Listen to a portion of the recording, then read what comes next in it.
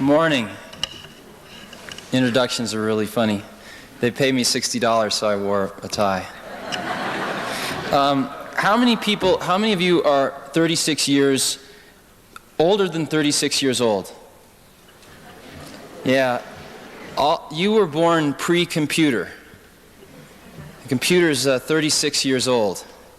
And there's something sort of, I think that there's going to be a little slice in the timeline of history as we look back. Pretty meaningful slice right there. A lot of you are products of the television generation. I'm pretty much a product of the television generation, but to some extent starting to be a product of the computer generation. And the kids growing up now are definitely products of the computer generation. And in their lifetimes, the computer will become the predominant medium of communication, just as the television took over from the radio, took over from even the book. Boy, I'll talk about anything you want to talk about today. I have about 15 or 20 minutes of stuff that I just wanted to cover really quickly, and then whatever you want to talk about, we can talk about. How's that? Yeah? How many of you own an Apple? Any? Or just any personal computer? Uh-oh. How many of you have used one or seen one? Anything like that? Good. Okay. Let's start off with what is a computer? What is a computer? It's really simple. It's just a simple machine, but it's a new type of machine. The gears, the pistons have been replaced with electrons. How many of you have ever seen an electron? That's the problem with computers, is that you can't get your hands on the actual things that are moving around. You can't see them, and so they tend to be very intimidating because in a very small space there's billions of electrons running around, and we can't really get a hold on exactly what they look like. Computers are very adaptive. It's a very adaptive machine. We can move the electrons around differently to different places depending upon the current state of affairs, the results of the last time we moved the electrons around. So if you were here last night and you heard about the brain and how it's very adaptive, a computer is in the same way very, very adaptive. Second thing about a computer, it's very new. It was invented 36 years ago in 1947. The world's first degree in computer science offered by a university, which was the University of California at Berkeley, and it was a master's degree, was offered in 1968, which means the oldest person that has a degree in computer science is 39 years old. And the average age of professionals at Apple is under 30. So it's a field that's dominated by fairly young people. Third thing about computers, they're really dumb. They're exceptionally simple, but they're really fast. The raw instructions that we have to feed these little microprocessors, even the raw instructions that we have to feed these giant Cray 1 supercomputers are the most trivial of instructions. They're get some data from here, get a number from here, fetch a number, add two numbers together, test to see if it's bigger than 0, go put it over there. It's the most mundane thing you could ever imagine. But the key thing about it is that let's say I could move 100 times faster than anyone in here. In the blink of your eye, I could run out there and I could grab a bouquet of fresh spring flowers or something, and I could run back in here and I could snap my fingers, and you'd all think I was a magician or something. And yet, I was basically doing a series of really simple instructions, moving, running out there, grabbing some flowers, running back, snapping my fingers, but I could just do them so fast that you would think that there was something magical going on. It's the exact same way with the computer. It can go grab these numbers and add them together and throw them over here at the rate of about 1 million instructions per second. And so we tend to think there's something magical going on when in reality there's just a series of these simple instructions. Now, what we do is we take these very, very simple instructions and we, by building a collection of these things, build a higher level instruction. So instead of saying turn right, left foot, right foot, left foot, right foot, extend hand, grab flowers, run back, I can say, could you go get some flowers? Could you pour a cup of coffee? And we have started in the last 20 years to deal with computers in higher and higher levels of abstraction. But ultimately, these levels of abstraction get translated down into these stupid instructions that run really fast. Let's look at the brief history of computers. Best way to understand it's probably an analogy. Take the electric motor. The electric motor was first invented in the late 1800s, and when it was first invented, it was only possible to build a very, very large one, which meant that it could only be cost justified for very large applications, and therefore electric motors did not proliferate very fast at all. But the next breakthrough was when somebody took one of these large electric motors and they ran a shaft through the middle of a factory and through a series of belts and pulleys shared the horsepower of this one large electric motor on 15 or 20 medium-sized workstations, thereby allowing one electric motor to be cost justified on some medium-scale tasks. And electric motors proliferated even further then. But the real breakthrough was the invention of the fractional horsepower electric motor. We could then bring the horsepower directly to where it was needed and cost justify it on a totally individual application. And I think there's about 55 or so fractional horsepower motors now in every household. If we look at the development of computers, we see a real parallel. The first computer was called the ENIAC in 1947. It was developed particularly for ballistic military calculations. It was giant. Hardly anyone got a chance to use it. The next real breakthrough was in the 60s with the invention of what was called time sharing. And what we did was we took one of these very large computers and we shared it. Since it could execute so many instructions so quickly, we'd run some on Fred's job over here, and then we'd run some on Sally's job, and we'd run some on Don's job, and we'd run some on Susie's job, and we'd share this thing, and it was so fast that everyone would think they had the whole computer to themselves. Time sharing was what really started to proliferate computers in the 60s, and most of you, if you've used computer terminals connected with some umbilical cord to some large computer somewhere else, that's time sharing. That's what got computers on college campuses in large numbers. The reason Apple exists is because we stumbled on to fractional horsepower computing 5 years before anybody else. That's the reason we exist. We took these microprocessor chips, which is sort of a computer on a chip, and we surrounded it with all the other stuff you need to interact with a computer. And we made a computer that was about 13 pounds. And people would look at it and they'd say, well, where's the computer? This is just a terminal. And we'd say, no, that is the computer. And after about 5 minutes of repeating this, finally a light bulb would go on in their minds. And they'd decide if they didn't like it, they could throw it out the window or run over it with their car. But that this was the entire computer. That's why we exist, fractional horsepower computing. This fractional horsepower computing has created a revolution. It was invented in 1976, the first personal computer. This year, in 1983, the industry is going to ship over 3 million of the little buggers. 3 million. By 1986, we're going to ship more computers than automobiles in this country. And let me digress for a minute. One of the reasons I'm here is because I need your help. If you've looked at computers, they look like garbage. All the great product designers are off designing automobiles or they're off designing buildings, but hardly any of them are designing computers. And if we take a look, we're going to sell those 3 million computers this year. We're going to sell those 10 million computers in '86, whether they look like a piece of shit or they look great. It doesn't really matter because people are going to just suck this stuff up so fast that they're going to do it no matter what it looks like.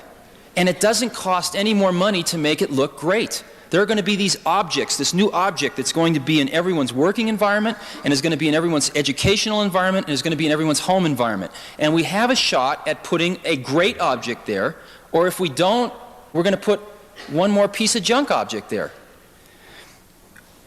By 86, 87, pick a year, people are going to be spending more time interacting with these machines than they do interacting with their big automobile machines today. People are going to be spending 2-3 hours a day sometimes interacting with these machines, longer than they spend in a car. And so the industrial design, the software design, and how people interact with these things certainly must be given the consideration that we give automobiles today, if not a lot more. And if you take a look, what we've got is we've got a situation where most of the automobiles are not being designed in the United States, Europe, Japan. Televisions, audio, electronics, watches, cameras, bicycles, calculators, you name it. Most of the objects of our life are not designed in America. We've blown it. We've blown it from an industrial point of view because we've lost the markets to the foreign competitors. We've also blown it in a design point of view. And I think we have a chance, focusing on this new computing technology meeting people in the 80s, the fact that computers and society are out on a first date in the 80s, we have a chance to make these things beautiful, and we have a chance to communicate something through the design of the objects themselves. In addition to that, we're going to spend over $100 million in the next 12 months on media advertising. Apple alone, IBM will spend at least an equivalent amount. And we generate tens of millions of dollars worth of brochures, posters, more than the auto industry, again, as a comparison. And this stuff can either be great or it can be lousy. And we need help. We really, really need your help. Okay, let's go back to this revolution. What is happening? What's happening is the personal computer is a new medium of communication, one of the media. And so what's a media? It's a technology communication. A book is a medium, telephone, radio, television. These are mediums of communication. And each medium has pitfalls to it, has shortcomings, has boundaries which you can't cross, but it also generally has some new unique opportunities. The neat thing is that each medium shapes not only the communication that goes through it, but it shapes the process of communication. Perfect example. If you compare the telephone to what we're seeing now in electronic mail, where we link a bunch of computers together and we can send messages to an electronic mailbox, which people can then receive at their leisure, we see that indeed, in one sense, we're sending voice through these wires, and in another sense, we're sending ones and zeros through these wires. So the content that's traveling through the medium is certainly different. But the most interesting thing that's different is the process of communication. When I talk on a telephone with anyone, we both have to be on the phone at the same time. When I'm working or when I want to send something to somebody with a computer terminal, I want to do a drawing and zip it over and put it in their mailbox, they don't need to be there. They can retrieve it at 12 a.m. in the morning. They can retrieve it 3 days later. They can be in New York and retrieve it. One of these days when we have portable computers with radio links, they can be walking around Aspen and retrieve it. And so the process of communication itself changes as the mediums evolve.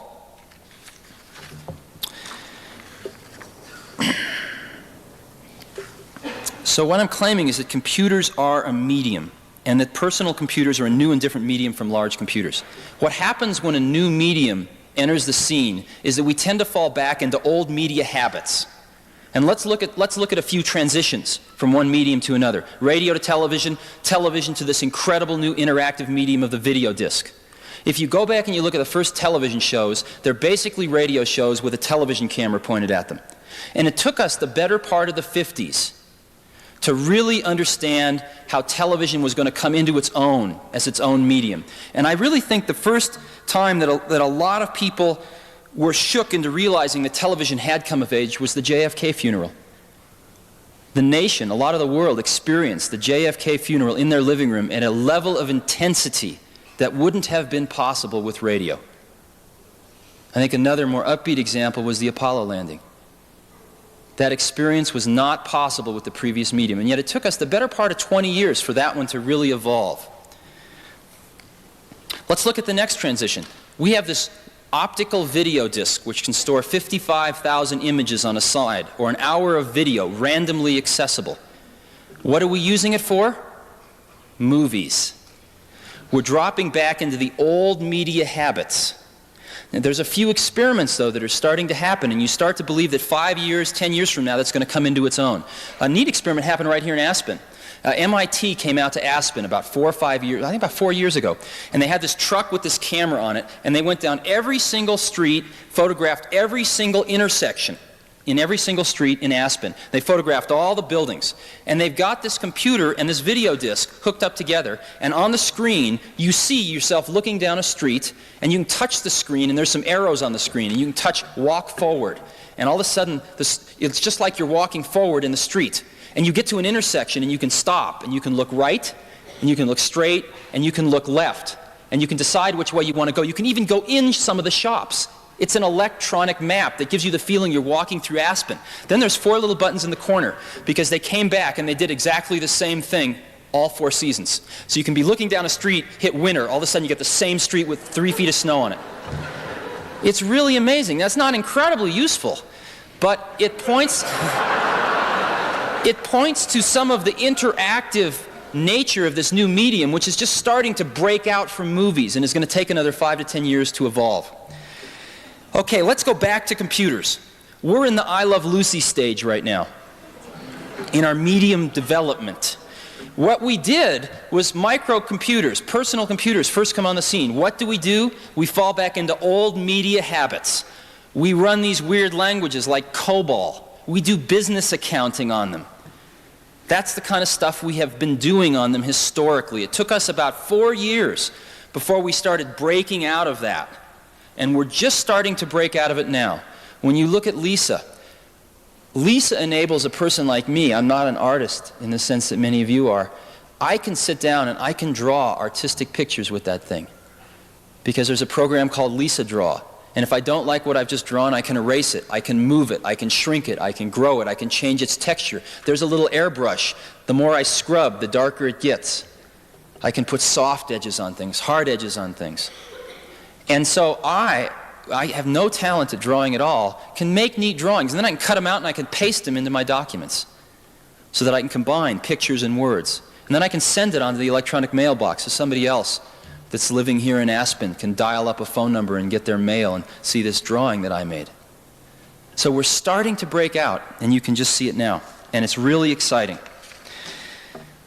So where we are is that the personal computer is a new medium, and that society and computers are really meeting for the first time in the 80s. In 15 years, it's going to be all over in terms of this first phase, getting these tools out into society in large numbers.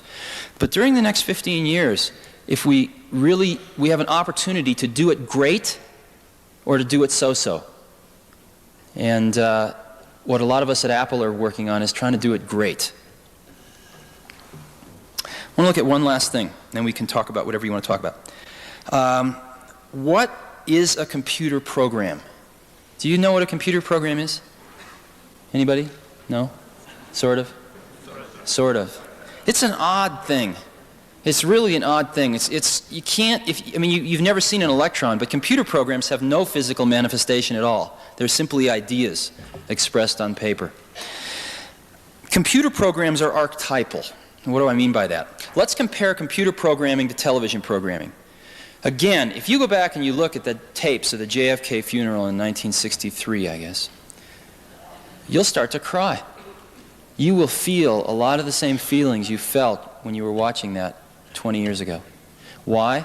Because through the art of television programming, we are very good at capturing a set of experiences, an experience, 2 experiences, 20 experiences, and being able to recreate them. We're very good at that. It takes a lot of money, and it's somewhat limited, but we can do a pretty good job of that. You can really feel the excitement of Neil Armstrong landing on the moon. Computer programming does something a little different. What computer programming does is it captures the underlying principles of an experience. Not the experience itself, but the underlying principles of the experience. And those principles can enable thousands of different experiences that all follow those laws, if you will. And the perfect example is the video game. What does the video game do? It follows the laws of gravity, of angular momentum, and it sets up this stupid little Pong game. But the ball always follows these laws. No 2 Pong games are ever the same. And yet every single Pong game follows these underlying principles. Give you another example. There's a neat program called Hammurabi. And Hammurabi, there's 7-year-old kids playing this. And it's a game, and it comes up on the screen, he goes, and you're King Hammurabi. He goes, oh, King Hammurabi. And you get to be King Hammurabi of the ancient kingdom of Sumeria for 10 years. He comes, oh, King Hammurabi, this is year 1. You have 1,000 bushels of wheat in storage, you have 100 people, and you have 100 acres of land. Land is trading at 24 bushels an acre. Would you like to sell any land? No. Would you like to buy any land? No. How much would you like to plant, or feed, how much would you like to plant? And it turns out that if you don't plant enough, some of your people will starve the next year. And if you plant a lot, then people will come from the surrounding villages because you got a hot village to live in and you feed them well. So you plant a certain amount, but you need then it says how much, oh, I'm sorry. So you feed your people a certain amount, and then it asks you how much would you like to plant? And you have to plant so much as well in order to get the grain the next year. But you can't plant more acres than you have people to plant the acres. And so if you go on a land buying spree at the beginning, and you don't feed your people well because you spent all your grain buying land, then you don't have the people to plant the land, so it doesn't do any good. If you don't plant the land and you feed your people a ton, all these other people come from the surrounding villages, but they starve the next year. And there are these 7-year-old, and it goes on year 2, year 3, and every once in a while it throws in the rats ate some of the grain and you're in deep trouble. What are you going to do? Kill some people or sell some land or whatever. And it's crude, but basically there are these 7-year-old kids playing with this macroeconomic model. And you can argue about the content of the model, but one thing you can't argue about, they will sit there for hours and play that and learn. And we've got to get our models better and better and more sophisticated, but that is an interactive way of learning that none of us ever had when we were growing up. And again, thousands of individual experiences, but all based on that one set of underlying principles. When I was going to school, I had a few great teachers and a lot of mediocre teachers. And the thing that probably kept me out of jail was books. Because I could go read what Aristotle wrote or what Plato wrote, and I didn't have to have an intermediary in the way. And a book was a phenomenal thing. It got right from the source to the destination without anything in the middle. The problem was you can't ask Aristotle a question. And I think as we look towards the next 50 to 100 years, if we really can come up with these machines that can capture an underlying spirit or an underlying set of principles or an underlying way of looking at the world, then when the next Aristotle comes around, maybe if he carries around one of these machines with him his whole life, his or her whole life, and types in all this stuff, then maybe someday after the person's dead and gone, we can ask this machine, hey, what would Aristotle have said? What about this? And maybe we won't get the right answer, but maybe we will. And that's really exciting to me. And that's one of the reasons I'm doing what I'm doing. So what do you want to talk about?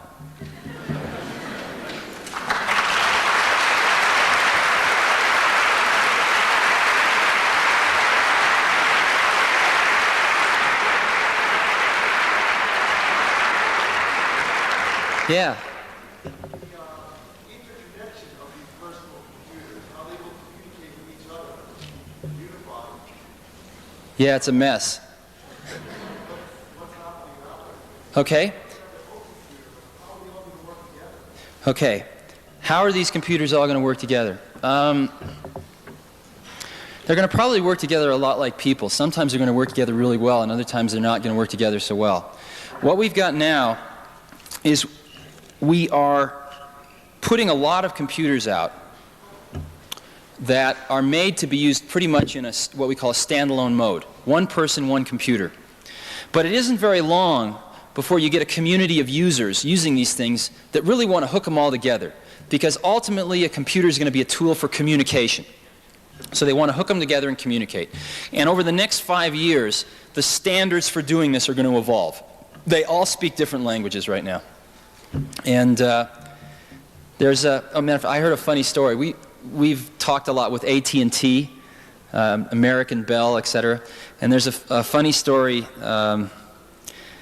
about this is a true story. I talked to this old guy who was about 80 years old, and he was one of the original telephone installers. And he would go out and he'd install telephones in people in farmhouses, and they'd never seen anything like this.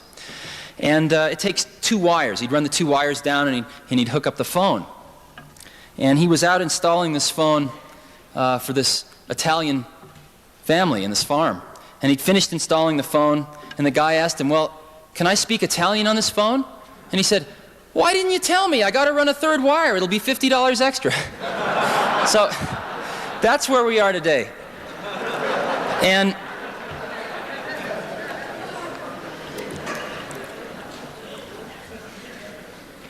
what happened, there's been a few installations where people have hooked these things together. The one installation that stands out is a Xerox did it at a place called Palo Alto Research Center, or PARC for short. And they hooked about 100 computers together on what's called a local area network, which is just a cable that carries all this information back and forth. And an interesting thing happened when they did that. What happened was that you'd have a distribution list. So you'd want to send a memo to all the people in this group. And so you'd say, okay, you'd write a memo and you'd send it to the distribution list for all the people interested in the November forecast or new product Delta or whatever you're working on. But then an interesting thing happened. There were 20 people and they were interested in volleyball. So a volleyball distribution list evolved. And when there was the volleyball game next week was changed, you'd write a quick memo and send it to the volleyball distribution list. Then there was a Chinese food cooking list. And before long, there were more lists than people. And it was a very, very interesting phenomenon, because I think that that's exactly what's going to happen. is that as we start to tie these things together, they're going to facilitate communication and facilitate bringing people together in the special interests that they have. And we're about 5 years away from really solving the problems of hooking these computers together in the office. And we're about 10 to 15 years away of solving the problems of hooking them together in the home. And a lot of people working on it, but it's a pretty fierce problem. Now, Apple's strategy is really simple. What we want to do is we want to put an incredibly great computer in a book that you can carry around with you that you can learn how to use in 20 minutes. That's what we want to do, and we want to do it this decade. And we really want to do it with a radio link in it, so you don't have to hook up to anything. You're in communication with all these larger databases and other computers. We don't know how to do that now. It's impossible technically. So we had 3 options. One was to do nothing. And as I mentioned, we're all pretty young and impatient, so that was not a good option. The second one was to put a piece of garbage computer in a book. And we can do that, but our competitors are doing that, and so we don't need to do that. The third option was to design the computer that we want to put into the book eventually, even though we can't put it into the book now. And right now, it fits in a bread box, and it's $10,000, and it's called Lisa. And it just so turns out that, fortunately, there is a giant office market out there that is buying these things a lot faster than we can make them. We're sold out for the next year. And we'll sell over $100 million of those things the first year. So, fortunately, there is an office marketplace where enhancing personal productivity is absolutely worth $10,000 a person. And they're gobbling these things up, and they will pay for the development of this new technology. The next thing we will do is we will find a way to put it in a shoebox and sell it for like $2,500.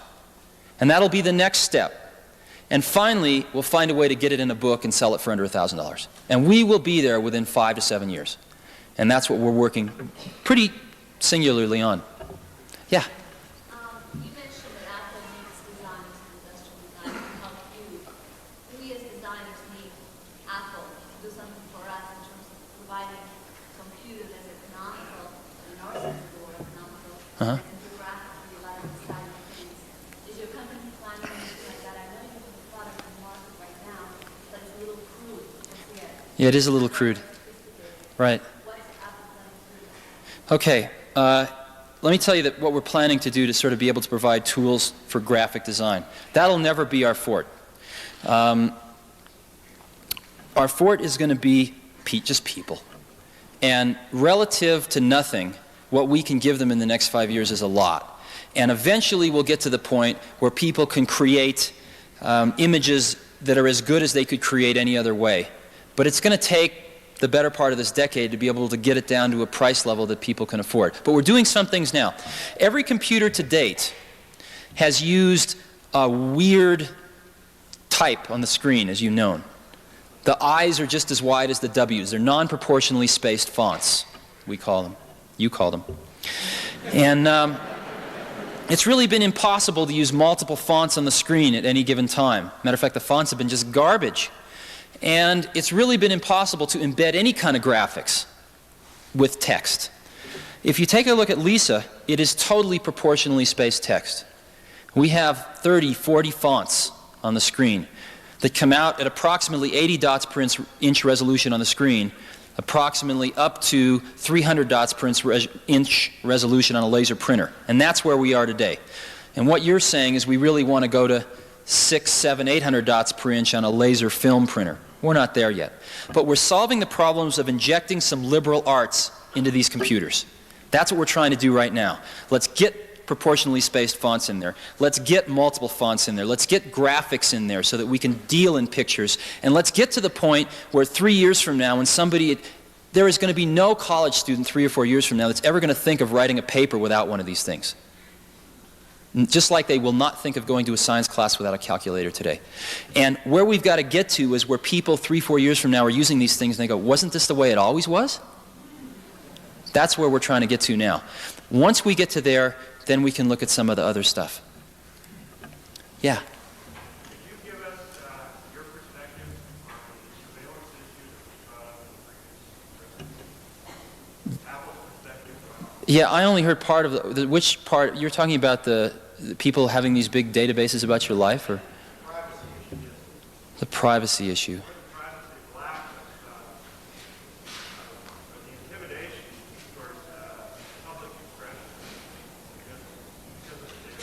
Okay. I guess what I see now is an incredible amount of information, but not a very great ability to distill any sort of knowledge or wisdom out of that information.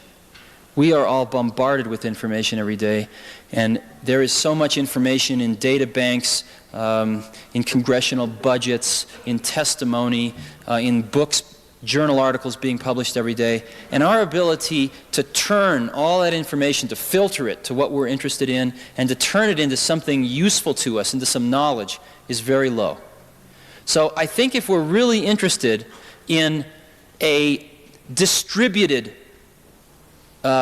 society where the ability to understand things and the ability to distill information, knowledge from information, is possessible by everyone, that the first thing we've got to do is give tools to people to help them do that. Because right now, those tools are centralized. Do you see what I'm saying? So I think the first step towards ensuring that we don't get a concentration of something that you don't want is to distribute that intelligence, if you will, that can turn all this information into some sort of knowledge for us, so that we can get on and we can look at any congressional testimony that has to do with gun control, any journal articles published, any newspaper articles published, so that I can come home and on a weekend peruse the weekly outpouring of information, but put a filter on it, because I'm only interested in gun control. And I can find out that my congressman gave some testimony last week about gun control that I didn't agree with, so I can get on and write him a pretty nasty letter and zing it on the email system and make sure that at least one of his aides will read it tomorrow. And I think that that probably is a lot more important than worrying about these global databases. I don't think that you're going to find we're moving rapidly into an era of electronic funds transfer. And I think that's probably the thing that people are most concerned about right now. Because you could keep a history of our whereabouts and things like that just based on financial transactions. And I think that's the thing people are most concerned about right now. But I haven't heard a ton of issues concerning these giant databases knowing everything about us that had much substance to them. The thing I'm most concerned with is the ability to turn all this stuff into something we can do something about. Does that make any sense? I didn't get much sleep last night, so I'm a little fuzzy. Yeah.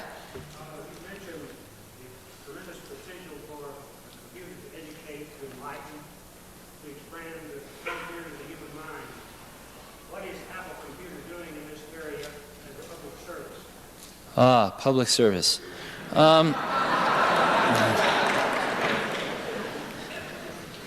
We don't do things because we think they're public services. We do them because we think they ought to be done, I guess. We do them because we want to do them. We're doing a few things. The first thing we're doing is there's a situation that's occurring in schools right now in that this all started, the former governor of California, Governor Brown, started this thing called the California Commission on Industrial Innovation in 1980. And it turns out, we'll do about $1 billion this year. And we have a business plan that looks out 5 years. It's not always accurate, but it shows us the trends, shows us the general directions, shows us some of the pitfalls. California is 22, I think $300 billion economy. GNP basically is associated with California. And California doesn't have anything. There isn't one scrap of paper. There didn't used to be one scrap of paper written down. So Governor Brown got all these people together and said, we got to figure out where we're going, because we don't want to have a planned economy, but we need the infrastructure to support it. And infrastructure takes time to build. So we have to at least understand the trends. If you want to be turning out more engineers next year, you can't start this year. You have to have started 5 years ago. You have to train the teachers, et cetera, et cetera. So what infrastructure are we going to need to support the growth? Well, the first thing we looked at was employment, jobs. And what we found was that about 44% of the new jobs in California in the 1980s come directly and indirectly from high technology. And we looked at that and we said, shit. And what are we going to do to further that, and what's going to hinder that? And there were three things that came up, but the biggest one was education by a long shot. And we looked at the education systems, and we are turning out almost as many welders in California as we are computer scientists. And these welders are coming out of school, and there ain't any jobs for them. And this is just a minute example of the problem. And so one of the things that Apple decided to do, and this is not going to make a giant difference, but it could be a catalyst to get something started, is we decided we wanted to give a computer to every school in America. And there's 100,000 schools in America. And we figured if there was just one there, at least the kids that were interested would somehow find a way to get to it. And possibly they would start to understand a little bit about what computers were, maybe integrate them into one or two classes. And so we figured that that would cost approximately $50 million, and we'd go broke. So we went to Congress, and we said, look, we'll pay 10 of this if you pay 40 of it. That's 10 right out of our bank account. And just to give you a perspective on it, in 1981, Apple made $40 million total after working our butts off for a year. And so we were willing to spend 25% of our 81 profits to do that. And we got very close to getting this passed, but Bob Dole in the Senate killed it because he didn't really understand it. But California, being the bellwether state it was, passed the same law because we pay California tax. And so we call the program The Kids Can't Wait. The kids can't wait for educational bureaucracy to get around to it. The kids can't wait for their parents to understand about it and buy them one. So we're just going to get one in there right now. And we are, the law got passed in California. There are 10,000 schools in California. The program was announced 60 days ago. And starting next month, we roll out 10,000 computers, one free to every school in California.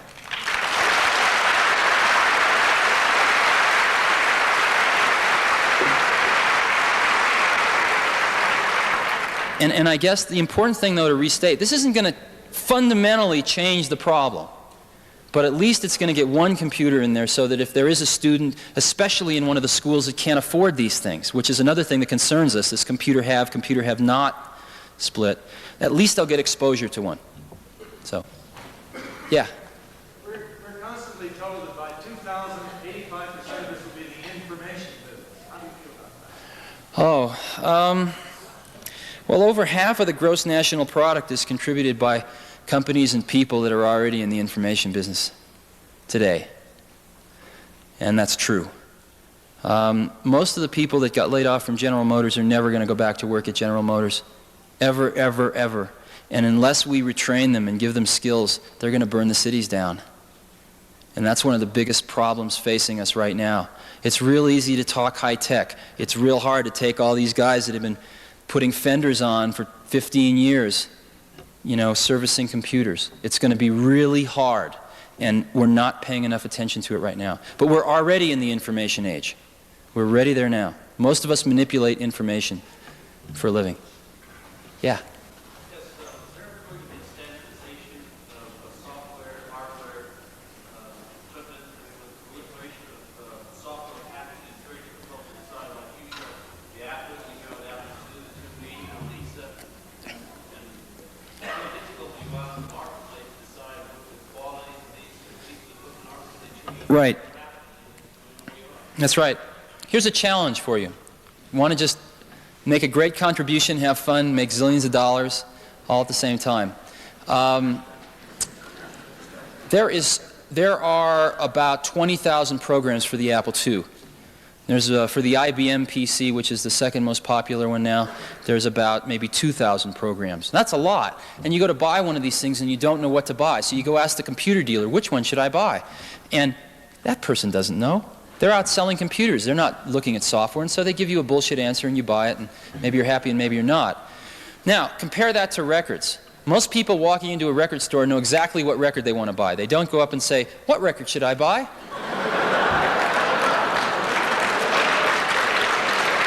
They know exactly what record they want to buy because there is the phenomenon of the radio station, a free sampling, so that we make our decisions before we go in to the distribution center for the records.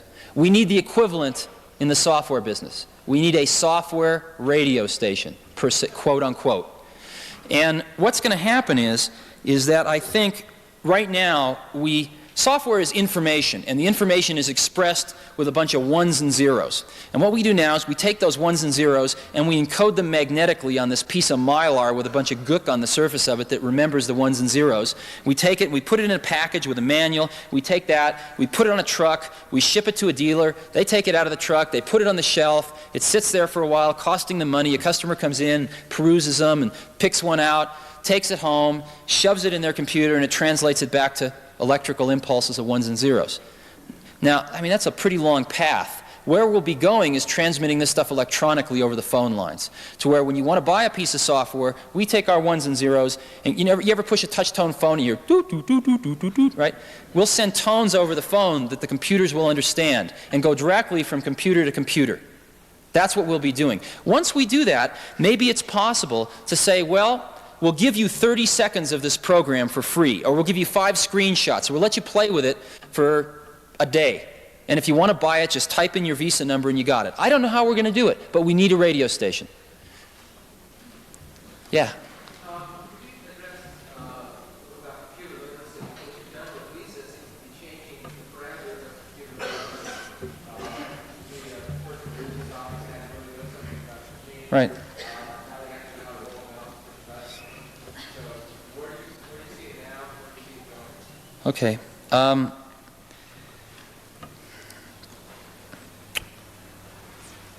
There are two things to do to get people and computers together. One thing is to make computers easier to use, and the other thing is for people to get more and more familiar with the concepts. How many people here own a Hewlett-Packard calculator?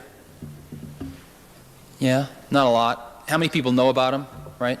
Do you know the difference between reverse Polish notation and the way the TI ones work? How the HP ones sort of work backwards, right? Do you know about that? No? Some of you do, though, right? Probably maybe a quarter of you, maybe. If you had tried to explain that to somebody 10 years ago, it would have been just like computers are now. And yet, in 10 years, the HP 35 was first introduced in 1972. In 10 years, people gradually understand some of these concepts. If you'd given one of these Casio watches, which has got 18 alarms and plays music for you and everything else, to somebody 10 years ago, and tried to explain to him how to set the alarm and stuff like that, it wouldn't have been possible. Automatic bank telling machines, et cetera, et cetera. So gradually the level of technical literacy is rising. The problem is we're educating people on these garbage devices. You know, setting a Casio watch is really a pain still. So even though we have products like Lisa, we are still going to need to educate people about what computers are and what they do. But where we're trying to get is we're trying to get away from programming.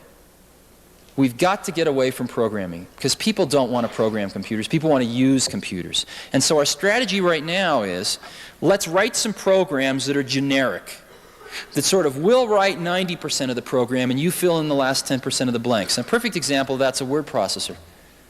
A word processor can be used to write a business letter, a report for a college exam. It can be used to write a correspondence letter to your friend. Same word processor. We write it once, millions of people use it. Another program, there's a lot of database programs. There's some spreadsheet modeling programs where we do 90% of the work, you do the other 10. Where we're moving in the future, though, is programming with graphics, connecting the dots, if you will. And that's what you'll be seeing more of over the next 5 years. What's really exciting, though, let me give you a little... some of the finest people are going into software right now. And matter of fact, about a year ago, I met this little kid in Chicago who had started this company called Aristotle Software. And he was 13, and he'd started it with his more mature 14-year-old friend.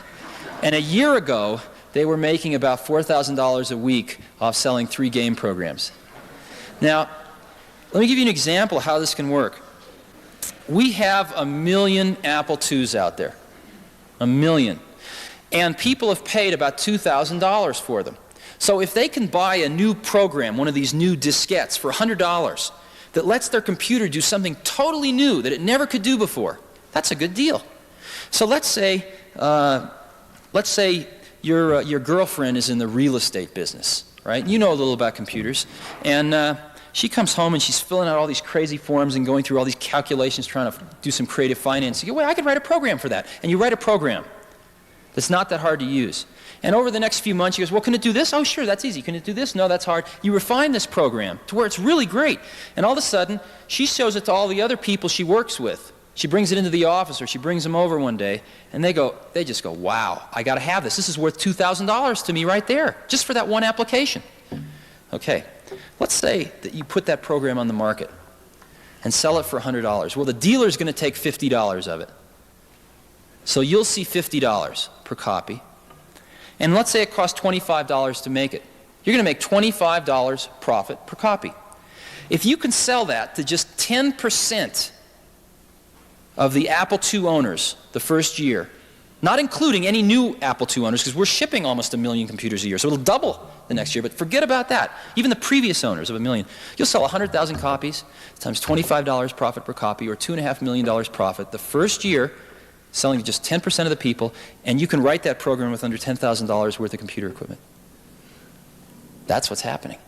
That's why they're Aristotle softwares. And so you're seeing a flurry of activity there right now. Yeah? How did you manage to successfully grow so fast in terms of all the people? And how has that affected human interaction between the people, particularly the ones who were there originally? Okay.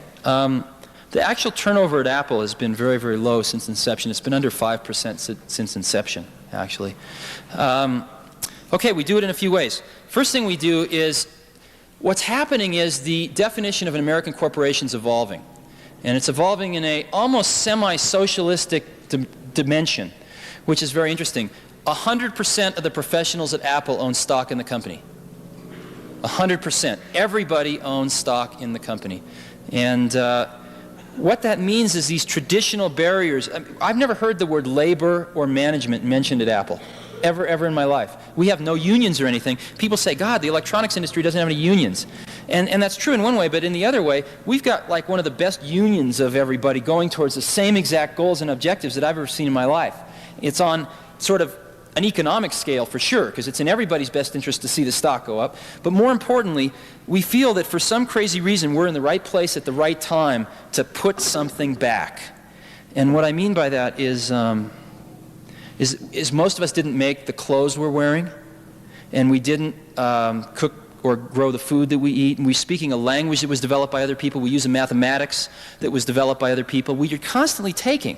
And the ability to put something back into that pool of human experience is extremely neat.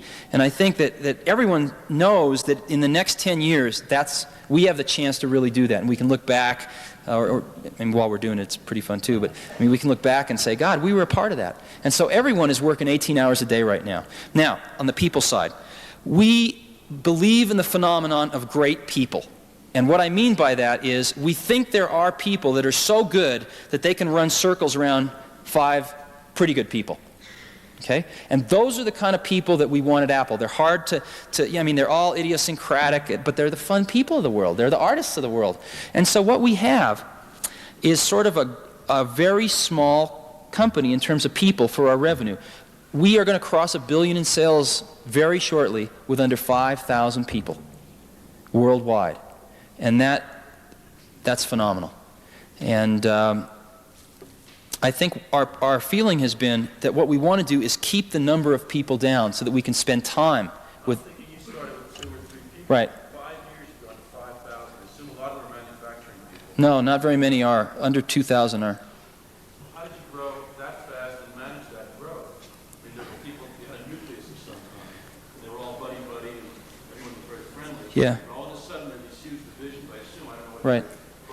We do a few things. They don't get to see each other and speak or drop in and use Right. That's exactly right. The first thing we do is we've always tried to hire people that were much better than we needed for the current job, because within 6 months they'd be fighting to keep up with it. Second thing, though, is we've always tried to hire people. The reason we hire people is to tell us what to do.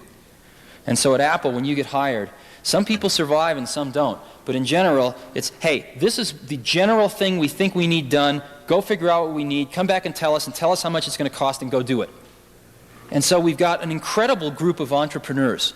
And we're always arguing with each other and things like that, but that's just fine. And so the 5,000 people we've got, most of those people are very independent thinkers, and what they really want is they know what to do. What they want is the environment where they don't have to convince 30 other people that it's the right thing to do. Does that make any sense? And it's harder as we get older. It's harder to spend time with everyone and to pull everyone together, but we really make an attempt to do that. And I guess our feeling is that the day that somebody working at Apple decides that they can't make a difference anymore is the day we've lost. You know? And we have the standard stuff. I mean, anyone can come see myself or John Scully or anyone else anytime they want. I mean, it might take a day or two to schedule it. But we've got people at all levels floating around, coming to see us. The other thing we've observed, of course, is that the oldest and largest organization in the world has only 4 layers of management. And that's the Catholic Church. And 5 if you count the highest order, I suppose. And so we see no reason why we need over 4 layers of management. And indeed, we have usually about 3. And that's, the president, we maybe have a division manager, and then maybe under that a marketing or engineering manager. And that's really about it. So that's what we're trying to do. Yeah, well, what's really interesting is that people a lot of times, we have good people. And what they've been able to do over the last 5 years is pretty awesome. But what's even neater is that what we can do in the next 5 years. I mean, we're in a position now where we're selling $1 billion of stuff a year, and where we've got one of the most recognized consumer brand names in the country. And so, if we get it together, we can turn out these incredibly great products with incredibly great advertising, with incredibly great software. And so, what we want to do is just get great people to come help us do that, because that's a pretty giant thing to try to do. But that's what we're going for. We started with nothing. So whenever you start with nothing, you always can shoot for the moon. You have nothing to lose. And the thing that happens is when you sort of get something, it's very easy to go into cover your ass mode, and then you become conservative and vote for Ronnie. So what we're trying to do is to realize the very amazing time that we're in, and not go into that mode. And I think Lisa's a reflection of that. I mean, we gambled the company on Lisa. If Lisa had bombed, Apple would be just one more computer company. And we gambled everything on that. We had no backup to it. Everything went into that. For 3.5 years, the best and the brightest at Apple worked on this product. Now, how come they came to Apple to work on this? We hired these people from other companies. And the reason they came to Apple was because they knew what to do. But the companies they were working for wouldn't take the risk and do it. And we said, come to Apple and build this. And they said, well, who do I have to convince to do that? Nobody, just go do it. And we got a collection of, I think, some of the finest computer scientists in the world that just went and did it. And that's why I go to work in the morning, is to hang around these type of people. They're fun. They play in punk rock bands on the weekends and all sorts of stuff. Computer people aren't, you read all this computer nerd stuff, it's not really true anymore. They're really a lot closer to artists than they are to anything else. They come into work at about, I don't know, anytime they want, but usually about 11 in the morning, 12 in the morning, play a few rounds of ping pong, work really hard. They work really hard, but they'll work, and generally about 4 we go out and maybe play, a game of volleyball somewhere or something like that, and then in the evening we work, and then they'll have dinner, and we'll go out to a Japanese restaurant for dinner or something, and come back, and they'll work till about 2 or 3 in the morning. And they go home and wake up at 11 the next morning, come into work. Yeah. Yeah, you, sure. Why not? How long will we be tied for those skilled typists of us to the actual keyboard? And once that voice generation really comes into being, what will that do for those of us who have invested thousands already in this keyboard that we have? Uh-oh. Can you teach skiing?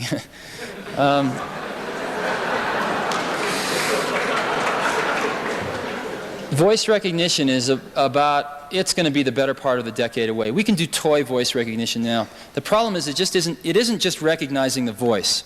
When you talk to somebody, understanding language is much harder than understanding voice. We can sort of sort out the words, but what do they all mean? And most language is exceptionally contextually driven. In other words, one word means something in this context, it means something entirely different in another context. And when you're talking to somebody, people interact. It's not a one-way communication. It's going, yep, yep, yep, and they gracefully interact. They go in and out of levels of detail. And boy, this stuff's hard. So I think you're really looking at the better part of a decade before we get even close to that. I don't know how much time we have. I think I'm about to get... Thank you very much. I've enjoyed it.